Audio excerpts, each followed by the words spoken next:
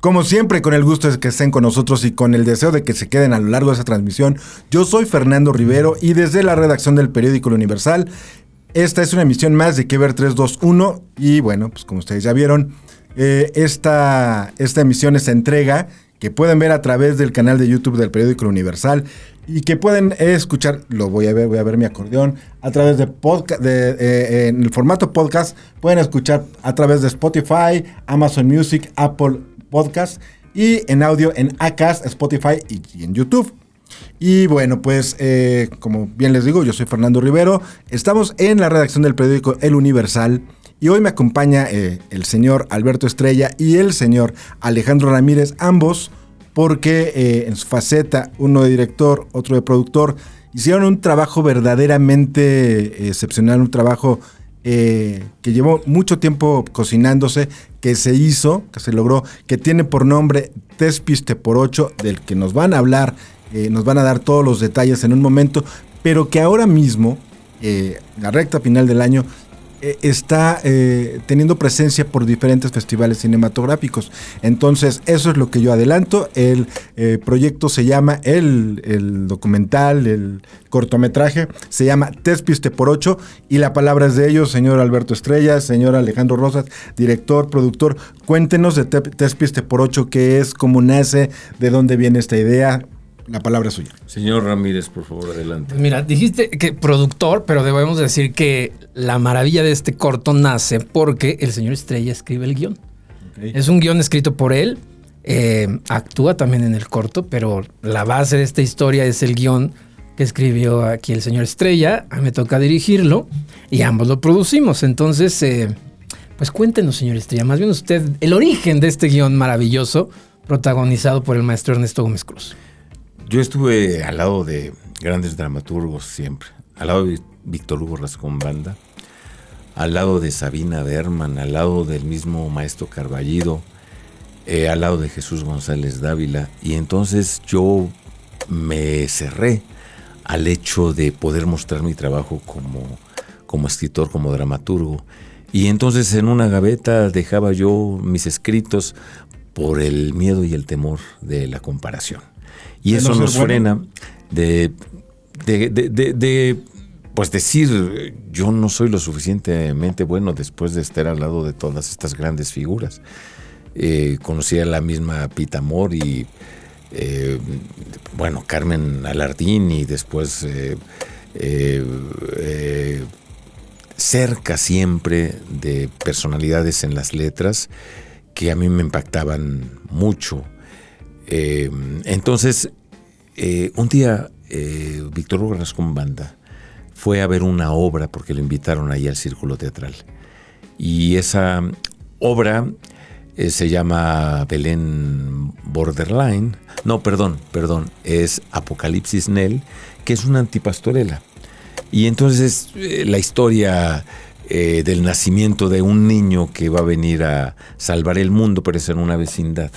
Y entonces los personajes son unos luchadores siameses y es una vendedora de chicles.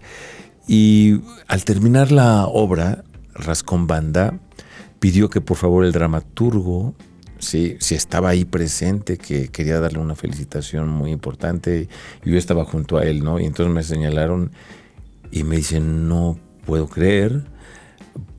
Y ya me empezó a echar muchas flores, y lo que me dijo en ese momento a mí me marcó y cambió en ese momento mi trayecto de vida, porque yo estaba obviamente hacia el lado de la actuación todo el tiempo, y me dijo, tienes que seguir escribiendo porque ese es un don que da la naturaleza, que da el cosmos, que da el universo, y si uno no lo ejerce se pierde. Y a partir de ese momento me prometí seguir escribiendo y mostrar mis trabajos y ser menos pudoroso. Y fue así como realicé varias obras de teatro y no me había atrevido, por la misma razón, a acercarme al cine, porque pues es diría yo, ¿no? Un lenguaje distinto. Y me animé un día por una historia que yo escuché y que es la historia de un profesor que se siente un tanto desconcertado porque los jóvenes donde él da clase, no se apasionan de la misma manera que él quisiera por escrito, sobre todo por la tragedia griega. Y un día saliendo de su casa ve a un grupo de por ochos, se siente atraído por el grupo y entonces le preguntan qué hace y él dice soy maestro de literatura dramática y teatro. Le preguntan eso qué es. Él les explica que algo que me parece maravilloso y que hacemos también los actores y los directores, y les dice yo voy contando historias por el mundo no para leccionar, sino para sanar y para darle alegría a la gente. Y en ese momento los T/8 se convierten en sus mejores receptores de las historias. Con todo, perdóname que te interrumpa, con toda la larga historia que él tenía como docente. Sí, exactamente. Y entonces se da cuenta que personas que consideramos desarraigados, personas que consideramos en muchos momentos también hasta incultos o los parias de la sociedad, resultan ser personas tan sensibles que aprecian el arte maravilloso de la literatura. Y es así como yo inicio el cortometraje precisamente, y es un homenaje a Ernesto Gómez Cruz. Y entonces yo dije, ¿quién es la persona más adecuada para dirigir este Dígalo, señor. corto? ¿Quién es el mejor director? Y yo dije, el mejor director, después de que habíamos trabajado en esta excepcional película de Todos hemos pecado, yo dije, pues el señor Alejandro Ramírez. Y dije, pues a ver si no me hace el fuchi, pues con eso de que él se codea con las grandes esferas, exactamente, que me dice, a ver, esto no me parece. Lo voy a leer. Ya habíamos tenido oportunidad de haber trabajado en un set, él como director y yo como actor, y ahora nos probamos, yo como guionista y él continúa con esta labor tan sensible. Yo no había visto el cortometraje completo, no había querido de alguna manera. ¿Que dura cuánto? Que dura 26 minutos. Okay. Empezaba, la idea es que durara 11 minutos, 10, 11 minutos o hasta menos. Pero nunca nos quedan así los proyectos. y era un proyecto, y ya lo contará él, que era muy pequeñito y cómo fue creciendo. Esa es la magia, Alberto, también de la vida. Tú escribes esta historia a raíz de que tú la escuchas y la empiezas a desarrollar siempre mirando hacia el cine. Sí. Pero ¿sabías desde el momento en el que empiezas a escribir, empiezas a llenar esa hoja en blanco, ese cuaderno, que era Ernesto Gómez Cruz? Sí, desde el principio yo lo supe. De alguna forma, y esto me lo han repetido varios dramaturgos, varios guionistas, es que es importante tener una imagen de un personaje como eso, quién lo interpretaría para que sea más fácil, más fluido el hecho. Para darle forma, para irlo vistiendo. Sí, porque el tener la imagen, y digo, Ernesto Gómez Cruz, uno de los más grandes actores que ha dado este país, y yo creo que, sí, lo digo sin temor a equivocarme, se puede comparar con cualquier actor de cualquier parte del mundo, extraordinario actor. Entonces yo siempre tuve en cuenta que él era el personaje. Y entonces yo le pasé la historia al señor Ramírez, así como que... Antes ¿qué te parece? Exactamente, si antes me aceptó, ¿verdad? Porque pues no, él ya se codea con las grandes esferas. Y entonces así fue el inicio de esta historia. Es en la parte de la historia, del desarrollo del guión. Así es. Se lo haces llegar al director. Y ya que él cuente lo que ocurrió después. Es la primera vez, yo tampoco tengo una carrera tremendísima. Tengo 21 cortometrajes y un largometraje. Y es la primera vez que me toca dirigir algo que no escribí yo. Okay. Entonces, entiendo perfectamente lo que es el trabajo del guionista. Lo valoro, es una pasión enorme el escribir un guión.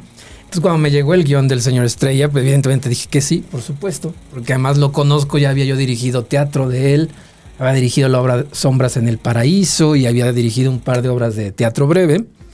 Pero es un placer, ¿sabes? Porque hice con el guión lo que me gustaría que alguien hiciera con uno de mis guiones. Okay. Que es respetarlo al pie de la letra y traducirlo tal cual emanaba del papel.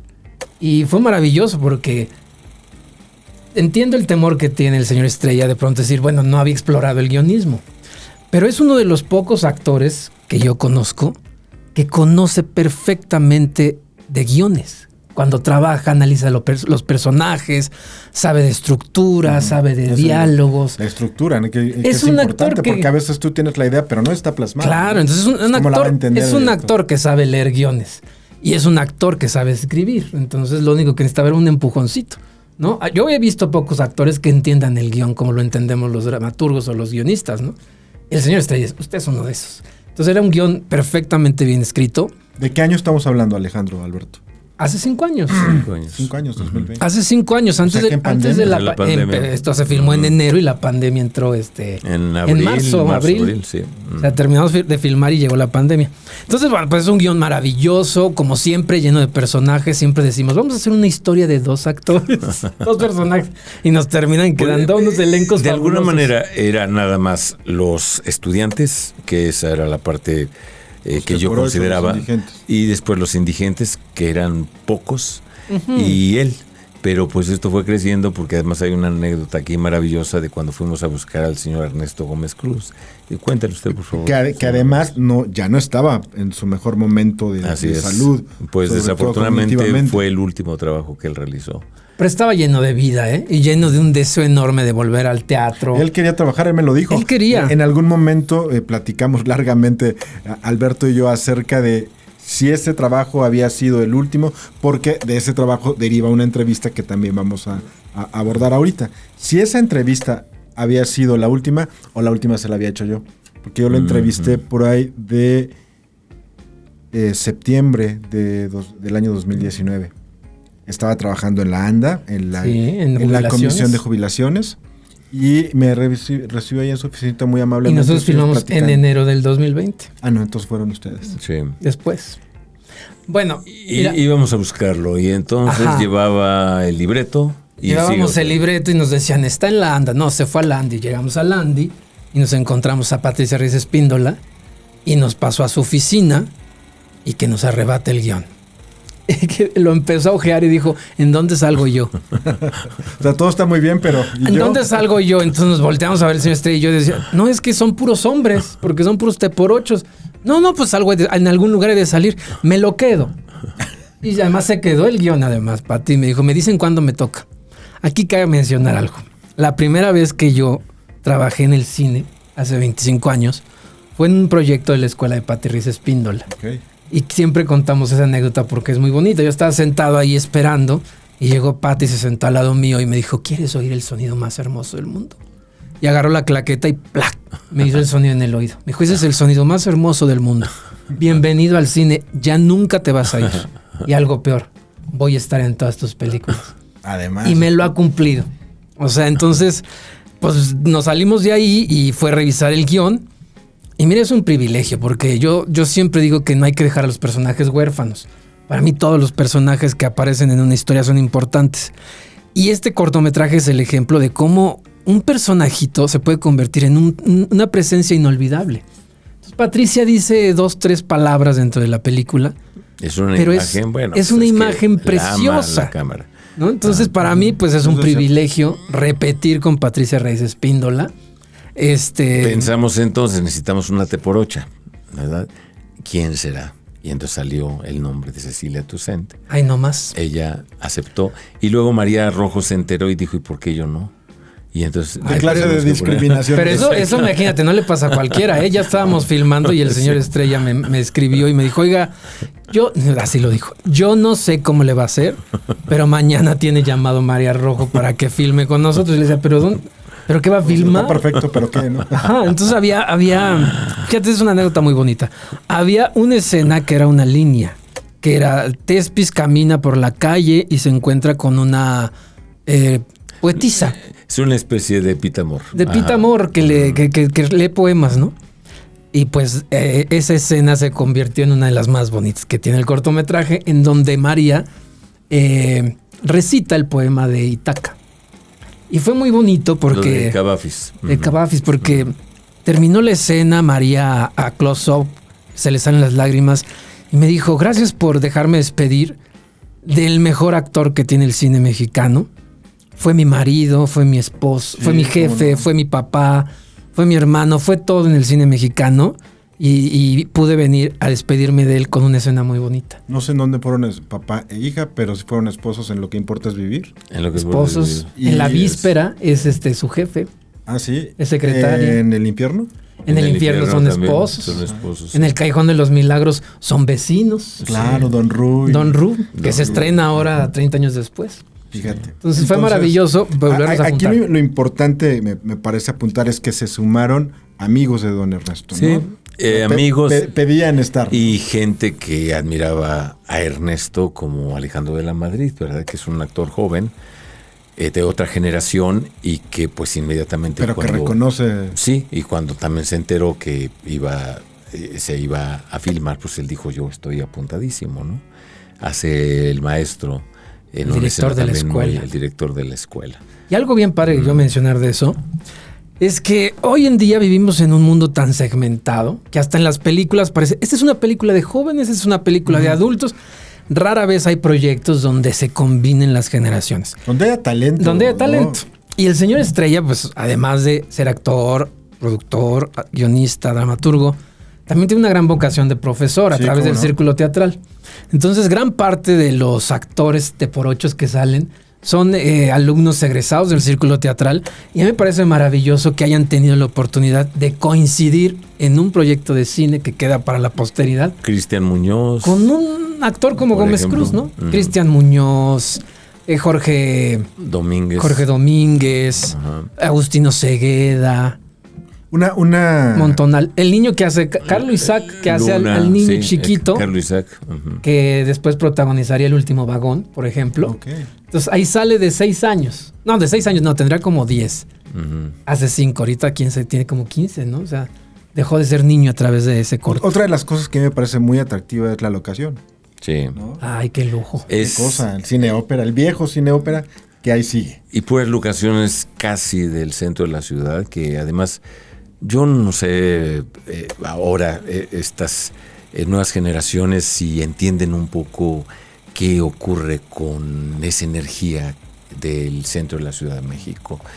Pero bueno, yo recorrí San Juan de Letrán con mis padres cuando yo era un niño y corriendo atrás de mi padre porque nos ponía la mano en su pantalón en la parte de atrás para que no nos soltáramos y iba caminando. En cadenita. Sí, y exactamente, íbamos viendo... Pues los churros El Moro, ¿verdad? Era como un lugar obligado al que íbamos, pero pues ver el Zócalo de la Ciudad de México y ver Bellas Artes y entonces la Alameda Central y todos esos lugares están plasmados aquí en el cortometraje porque es la remembranza y porque son lugares entrañables. El cine ópera, bueno, es el corazón de la ciudad. Yo soy chilango y nunca había filmado en la Ciudad de México. Ah, mira. Y Alfonso Pereda, que es el gerente de locaciones, nos consiguió lugares que son icónicos. Mira, además... ¿Dónde fueron? ¿Dónde te voy a decir, Santo Gómez Domingo. Cruz en el Callejón de los Milagros tiene una de las escenas más icónicas con Esteban Soberanes ahí en la esquina de donde está el gobierno de la Ciudad de México. María Rojo en Naufragio trabaja en el gobierno de la Ciudad de México con Ana Ofelia Murguía. Y justamente a los dos los tenemos en el corto Tespis como una remembranza, ¿no? En el Zócalo trabajando. María filma en la calle 5 de Mayo, y Palma. Está una vecindad en la calle República de Venezuela, que es una joya arquitectónica. Está el cine ópera. Y mira, un día nos dijeron, la locación que van a tener, no se puede porque van a hacer un comercial, pero ahí escojan lo que quieran. Y escogimos Santo Domingo. El mismo lugar donde Salmita Hayek se come sus quesadillas en el Callejón de los Milagros. Y es uno de los momentos más hermosos del final de la película ahí en Plaza de Santo Domingo. Y luego el cine ópera, que pues además del señor ya tenía una historia ahí con el cine ópera, el cine que iba... Claro. Sí, con mis padres ahí nosotros nos íbamos, cada fin de semana era un lugar que... Pues significó para mí mucho porque ahí vi las grandes producciones de cine mexicano y norteamericano porque existía aquello que se llamaba cine permanencia voluntaria en donde uno se podía quedar 3 funciones distintas, ¿no? Y eso lo hacíamos exactamente por lo menos sábados y domingos. Entonces yo la otra vez estaba haciendo cuentas de cuántas películas no no vi, por eso me volví cinéfilo. No, y aparte, ¿qué cines, no? Era un cine Inmensos. impresionante. Arquitecto Y bueno, y nos dijeron, personas. nosotros nos dijeron que era imposible conseguir ese lugar, que porque lo tenía Bellas Artes y estaba protegido, y que porque habían hecho ahí un comercial y habían hecho mal uso del espacio y que lo habían todavía maltratado más. Deteriorado. Ajá. Y entonces, pues es un cine que sin techo, las butacas destrozadas, la lluvia, todo lo que nos podemos tristemente imaginar de un espacio que fue tan importante para la Ciudad de México. Y pues así se abrieron las puertas con este cortometraje, así como hablamos de Santo Domingo. Finalmente también en este espacio nos lo prestaron en el Limbal y fue un acierto total porque también son varias de las escenas más bonitas del cortometraje. ¿Qué implicaciones, qué reto implicó, representó el hecho de trabajar con un actor pues, que ya tiene problemas de memoria? Y no es ningún secreto, es bien sabido. Aprender un guión, seguir toda la dinámica de una filmación, que para él era algo familiar, pero que a lo mejor ya estaba diluida un poco por el... Yo te voy a decir nada más lo siguiente. Cuando vimos bueno, el señor Ramírez lo había visto muchísimas veces porque estuvo también involucrado en la edición, pero yo cuando vi hace un par de semanas en Veracruz, que fue el estreno del cortometraje, y que era su tierra, ¿no? De él. Sí. Y que además yo en ningún momento pude advertir un síntoma de alguien que no estuviera presente y que no supiera qué estaba haciendo. Eso es algo fascinante. Mira, los directores tenemos muchos trucos. El único truco que no tenemos es el truco para la falta de talento. Sí, pues ahí ya no se puede hacer Ya nada, no se puede hacer absolutamente nada. Entonces, un actor que tiene problemas de memoria, siempre hay formas de trabajarlo para lograrlo, pero el talento del maestro Gómez Cruz se sobrepone a todas las deficiencias que pueda haber por el tema de la memoria, ¿no? O sea, para mí creo que es una cosa pequeñita. A mí me asombró desde el primer día que llegó a la lectura, que se sentó y en lugar de ponerse los lentes para leer, se los quitó. Y leía el guión y ya era el personaje. Estaba en su hábitat. Estaba en su hábitat y lo veías cómo disfrutaba, con qué facilidad le daba vida. Él hablaba mucho de encontrar la voz del personaje y de que se apartaba mucho para encontrar la voz y luego regresar y darle vida. Y desde ese punto de vista fue fabuloso, la verdad. Si me dices el problema de la memoria, pues no fue un problema, fue como una cosa que se resuelve técnicamente, ¿no? Afortunadamente existe la edición y afortunadamente existe un amigo como el señor Alberto Estrella que le ayudó muchísimo para trabajar el tema de la memoria. Y además debo decirte que algo pasa en el cine y en el teatro, que es cuando se escucha el silencio. Tú llegas a trabajar el primer día de filmación o el primer día de ensayos y demás, pero cuando se hace un silencio que lo sientes es porque algo está pasando, ¿no? Y el primer día de filmación de Tespis fue en una escuela, en la Universidad Obrera, que también está ahí en San Ildefonso, la calle San Ildefonso. Una biblioteca preciosa de madera. Se hace una de las escenas. Se hace una de las escenas. Y bueno, estaba el salón lleno de jóvenes, 25 extras, y de pronto, cuando lo vieron entrar y trabajar, el silencio. Tú de pronto dirás, ¿cómo vamos a dirigir una escena? Debe haber indisciplina. No, todos los jóvenes que participan en esa escena, atentos, callados, compañeros. Si se le olvidaba algo al maestro, se lo recordaban.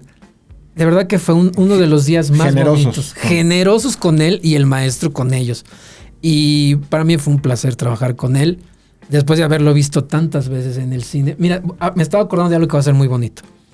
Cuando os recordarán que las primeras salas multicinemas que existieron en México fueron las de Cinemark, en lo que hoy es la Cineteca de las Artes. Claro. Y yo fui... Que era el cine Pedro Armendáriz. El cine Pedro Armendáriz, sí, lo hicieron Cinemark y estaba padrísimo porque ibas y vivías la experiencia de que eran varias salas.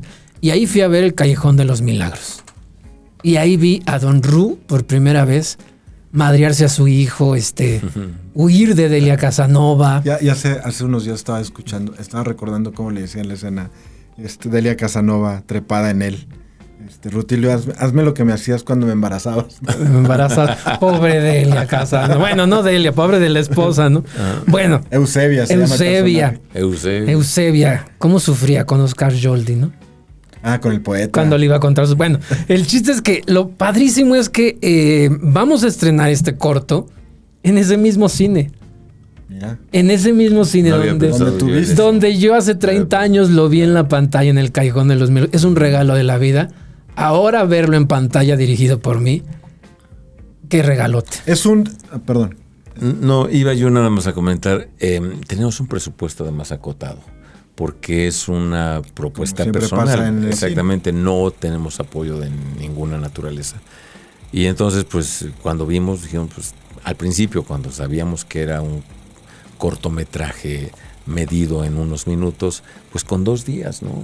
Y después esos 2 días se convirtieron en 3 y finalmente ¿cuántos días fueron? 7. 7 días. ¿Cómo debe de ser? Por lo que falte. Por lo que marca el sindicato. Oye, fíjate que es una filmación, y no me va a dejar mentir toda la gente que participó. Es la primera vez que me pasó que terminamos de filmar y éramos tan felices que queríamos regresar ya el otro día a filmar. No había cansancio y mira que pasábamos la noche entera porque la mayoría del corto es de noche, pero era tan padre el ambiente de todos, de los actores, del equipo técnico. Esa foto que le tomaron a él, ¿es atardecer o amanecer? ¿En dónde? Con el fondo de la bandera en la Plaza de la Constitución. Y eso fue maravilloso porque mira, el fotógrafo es Iván Vilchis, que además tengo el honor de haber sido su maestro hace 30 años, hace 25 años. Y hoy es uno de los mejores fotógrafos que tenemos. Ahora está en España, pero yo le dije, quiero ese plano que marca, o sea, es una línea en el guión, dice Thespis bebe y se despide de la ciudad. Lo quiero en el Zócalo, lo quiero con la bandera detrás. Decía con la bandera detrás. Y fuimos y era a las 6:45 se mete el sol.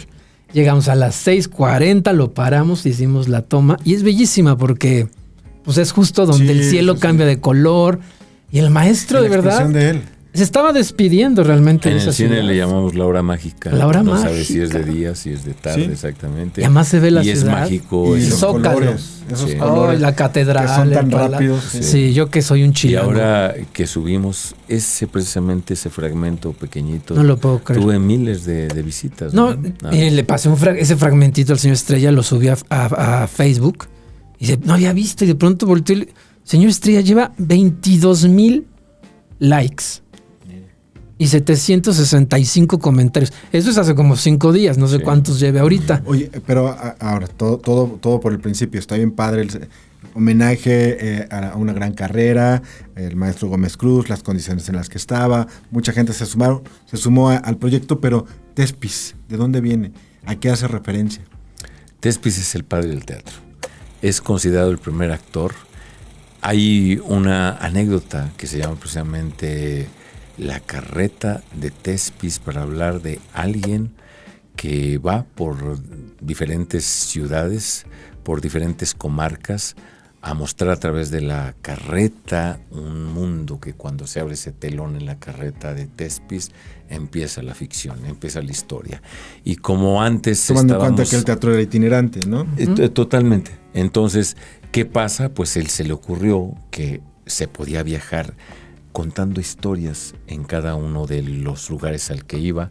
Y bueno, eso después en la tradición de las compañías siguió ocurriendo, en donde la compañía iba a lugares distintos y a cada lugar, como tenían que ir y regresar, al regresar ya llevaban otra obra y otra obra y otra obra. Entonces, y bueno, T por 8 ya sabemos de dónde surge esto. Algunos dicen que porque había un té que era para la cruda y que entonces decían... ¿De 8 centavos? De 8 centavos y por eso T por 8, ¿verdad? Quiero un té por 8 para quitarme la cruda. Hay otras versiones también, pero yo creo que lo interesante es el símbolo, lo que para nosotros significa un té por 8. Alguien que ha fracasado en la vida, alguien que no tiene un objetivo y un sentido, pero sin embargo creo yo que hay muchísimas historias en ellos que nos marcan y que nos enseñan en la vida. Yo tenía un amigo que no era prácticamente por 8, pero sí, como él decía, ¿a qué te dedicas? Y decía, yo a la vagancia. Así decía. ¿Y qué haces? Yo vago por las calles. Y era el hombre más feliz. Ya después le perdimos la pista. Tan libre, ¿no? El más feliz del Además, mundo. Nadie nace T por 8. Todo se hace. Entonces hay historias de vida maravillosas en cada uno de ellos. Y por eso juntamos Tespis con T-por-8. T-por-8, porque él va contando historias. En el elenco está María Rojo, entiendo, Cecilia Toussaint, Patricia Reyes Espíndola, el señor Estrella, Alejandro de la Madrid, Carlos Isaac, Ángeles Marín, Medardo Treviño, Berenice Mastreta, ¿quién más? Cristian Muñoz, Agustino Cegueda, Ángel Lara. Medardo Treviño, ya lo mencioné. Ya Medardo. Okay. No nos hagas esto, porque son Ángel Lara. 48, ¿no? Son muchísimos actores. Son muchísimos. Es rodado en 2020, 7 días de rodaje. Centro Histórico de la Ciudad de Locaciones México. en el Centro Histórico. Y esto terminó de producirse ¿cuándo? ¿De posproducirse cuándo? Hace un mes. Hace un mes. ¿Para qué? Para que empiece camino en los diferentes festivales, que es lo conducente en la vida de un cortometraje. Desafortunadamente. Y aquí sí Pero digo, hemos encontrado otra fórmula. Digo también. Desafortunadamente porque de pronto pienso que el cortometraje, si no es dentro de un festival, no tiene vida. Porque no está presente en las plataformas. Bueno, sabemos que está en la plataforma del IMCINE, ¿no? De nuestro cine. ¿Ya está? No, que existe esa plataforma y es maravillosa, pero no hay otras plataformas que se aventuren. Los programas de televisión de cortometrajes ya no se hacen como antes. Entonces nosotros, además de los festivales que por supuesto queremos que vaya, lo que más nos interesa es que se vea. Y entonces hasta en eso nos hemos aventurado a hacerlo de manera independiente. Y armamos una estrategia que yo no he sabido que se haga o que se haya hecho antes, y que es un estreno. Un estreno para la gente que participó, evidentemente, pero también para los amigos y para la gente que admira a Ernesto Gómez Cruz.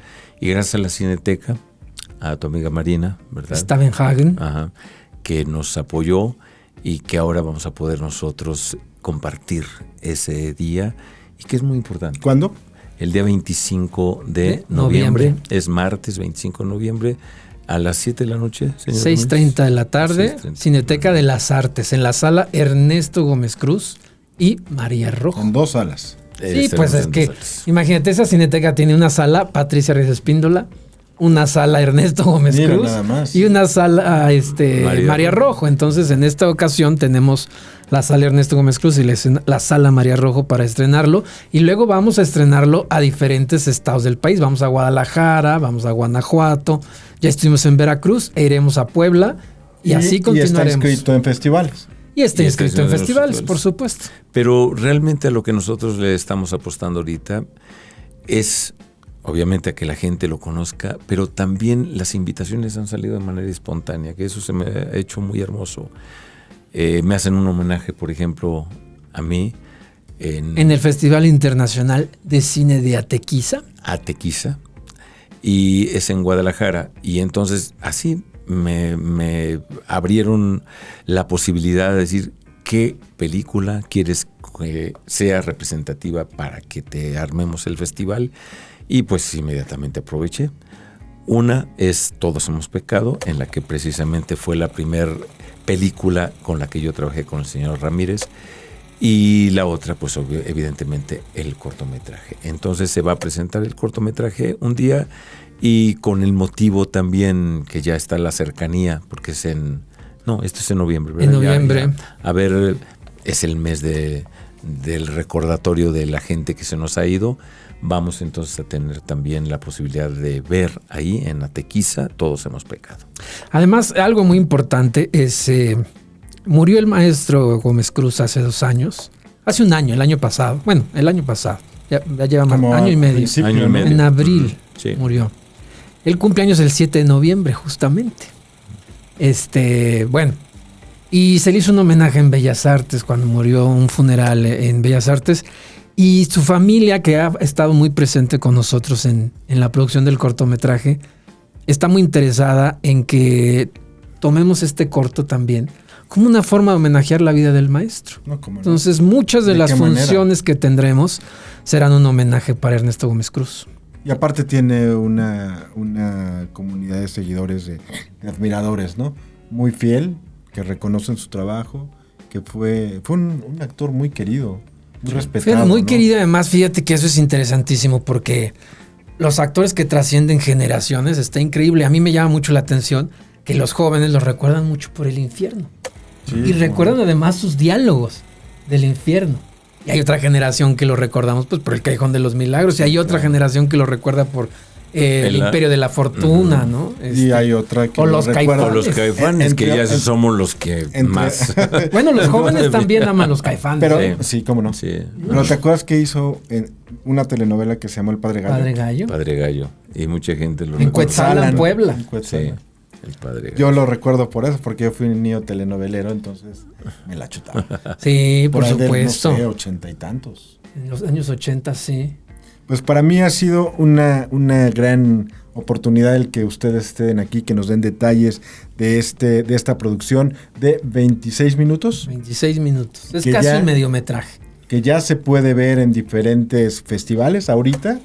¿Y Así dónde es. lo podremos ver en lo subsecuente? ¿Dónde va a quedar Mira, como parte de...? El plan son hacer esta gira a diferentes ciudades y países a donde se tenga que ir a festivales.